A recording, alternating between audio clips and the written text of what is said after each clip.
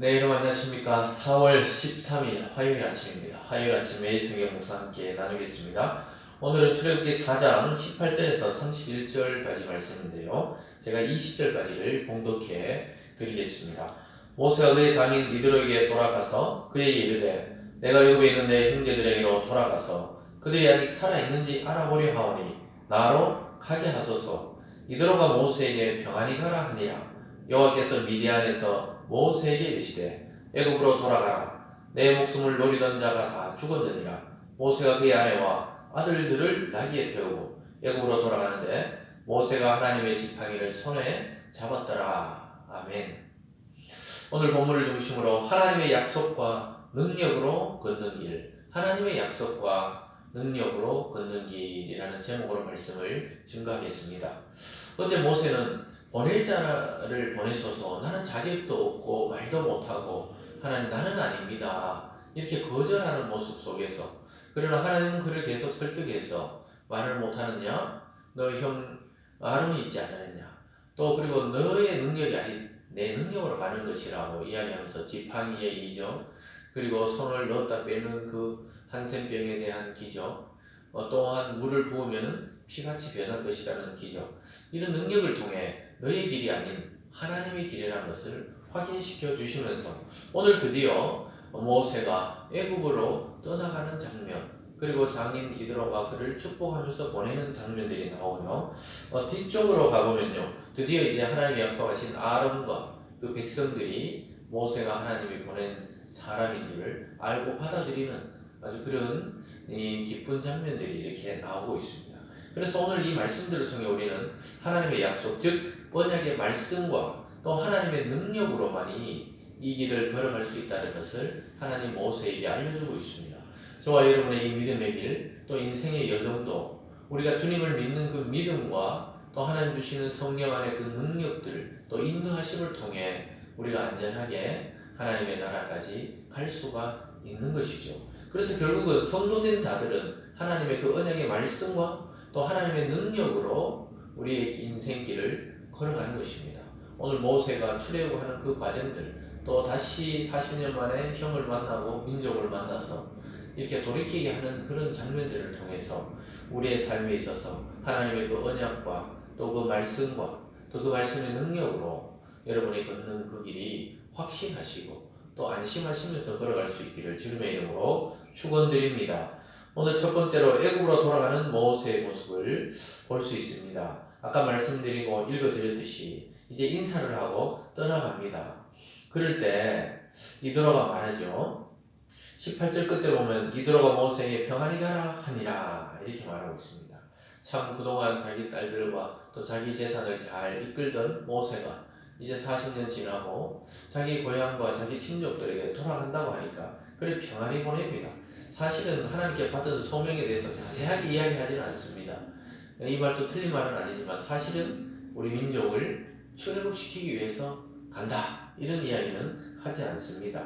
하나님과 자기 사이에 그 비밀스러운 언약을 아직 밝히지 않고 있습니다. 그리고 19절에 보면 여호와께서 미디안에서 모세에게 이르시되 애굽으로 돌아가라. 내 목숨을 노리던 자가 다 죽었느니라. 그 다음에 모세가 그의 아내와 아들들을 나귀에 태우고 애굽으로 돌아간다. 그런데 그 손에 하나님의 지팡이를 잡았다, 이렇게 말씀하고 있습니다. 모세의 지팡이죠 사실. 그런데 하나님이 기적을 일으켰던 그 뱀이 되고 또 뱀이 지팡이 되었던 그 기적에 하나님의 지팡이 들고 간다는 거예요. 이것은 자기 힘과 능력이 아닌 하나님의 약속과 능력을 의지하겠다는 모세의 굳은 결단을 보게 됩니다. 그리고 하나님께서는 애굽으로 돌아가는 걸 두려워하지 말라고, 너의 목숨, 그러니까 모세를 잡아 죽이려고 했던 왕들과 또 그 신하들은 다 죽었다고 이야기하고 있습니다. 그러면서 그 이적을 가서 바로에게 내가 보내준 이적을 다 보여주면은 보내줄 것 같지만 더 완악해져서 처음에는 안 보내줄 거라고, 결국은 장자를 쳐야 나오게 될 것이라고 이야기합니다. 21절을 보면요, 여호와께서 모세에게 이르시되 내가 애굽으로 돌아가거든 내가 내 손에 준 이적을 바로 앞에서 다 행하라. 그러나 내가 그의 마음을 완악하게 한즉 그가 백성을 보내주지 아니하리니 너는 바로에게 이르기를 여호와의 말씀에 이스라엘은 내 아들이라 내 장자라. 내가 네게 이르기를 내 아들을 보내주어 나를 섬기게 하라 하여도 내가 보내주기를 거절하니 내가 내 아들 내 장자를 죽이리라 하셨다 하라. 이렇게 말씀합니다. 굉장히 어려운 이야기 같지만 이제 그 시대 왕, 그 시대 바로, 애굽의 바로에게 가서 이야기하라는 거예요. 이스라엘은 내 장자라는 겁니다. 이 많은 수많은 이 지구의 민족과 인류 중에 이스라엘은 하나님의 첫사랑이라는 거죠. 장자에 대한 민족이다.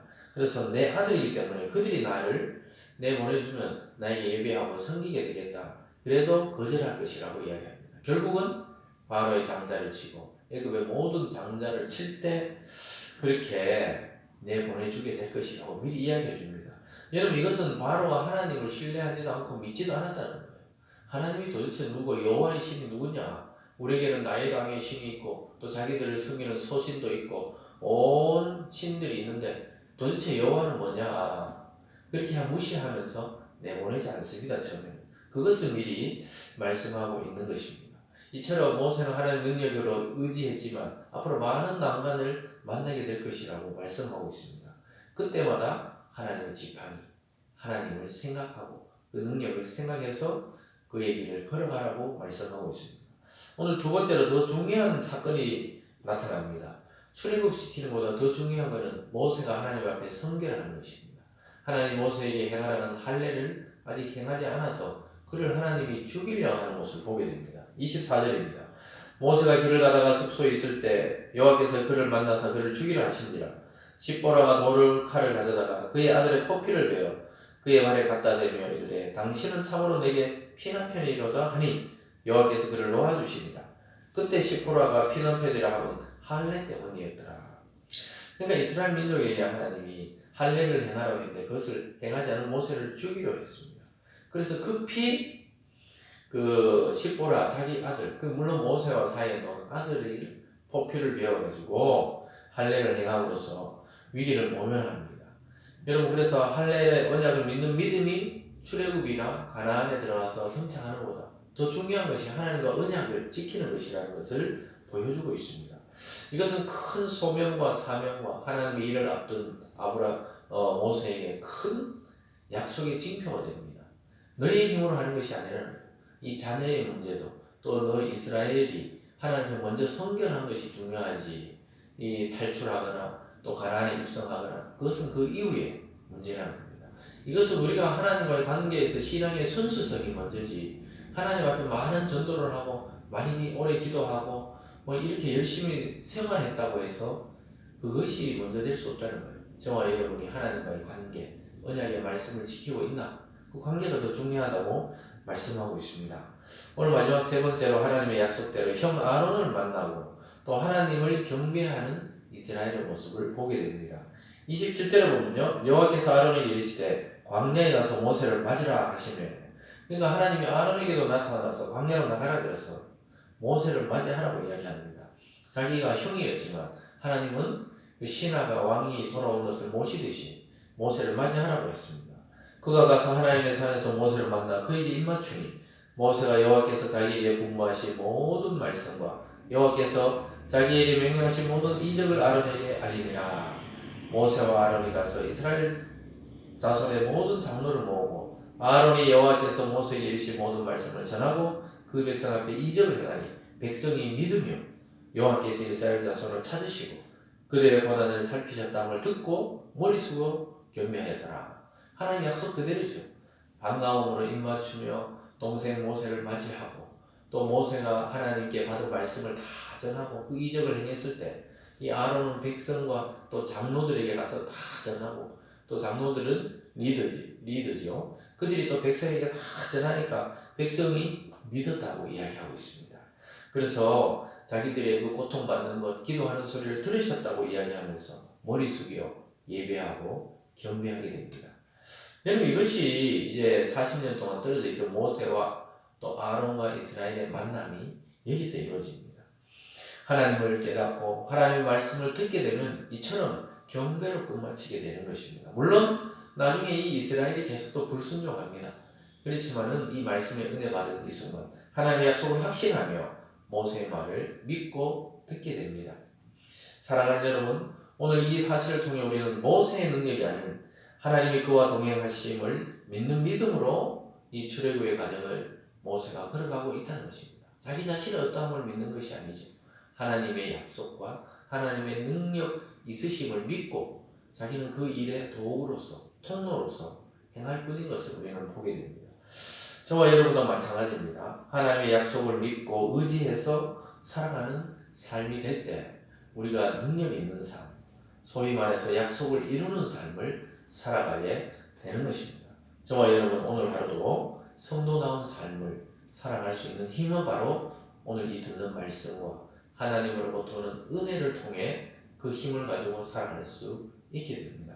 사랑하는 여러분, 저와 여러분을 향하신 그리스도 안에 하나님의 약속, 또 우리를 보호하시는 성령의 능력을 믿고 믿음으로 오늘 하루도 출발하시고 여러분은 하시는 일을 하나님을 믿는 믿음으로 도전하시고 또 여러분의 삶의 그 터전에 믿음으로 섬기고 하나님의 말씀과 복음을 오늘 모세가 자기에게 하신 하나님의 말씀을 증거한 것처럼 우리에게 받은 은혜들을 나누는 그런 귀한 능력의 하루 되시길 주님의 이름으로 축원드립니다. 기도하겠습니다. 사랑의 하나님 아버지 감사합니다. 가지 않겠다. 나는 하지 못한다고 했던 모세가 결국 하나님의 설득과 능력을 바라보며 그 일에 부름받아 소명을 감당하게 됩니다. 아버지 하나님 우리들을 향하신 하나님의 뜻을 알고 우리도 그 말씀에 순종해서 나가는 믿음의 사람들 다 될 수 있도록 인도하여 주시옵소서. 아버지 하나님 이 악한 시대 가운데 우리의 말씀과 복음을 받아들이지 아니할지라도 끝까지 주님 의지해서 승리하게 되는 우리 모든 성도님 될 수 있도록 옥내려 주시옵소서. 마음의 염려, 근심, 걱정이 없게 도와주시고 오늘 모세가 아론에게 전했을 때 감동받고 동일한 마음을 가졌듯이 우리의 가정과 직장과 사회 속에 복음을 증거할 때 동일한 마음의 감동을 일으켜 주시옵소서. 감사드리며 예수님 이름으로 기도드리옵나이다. 아멘.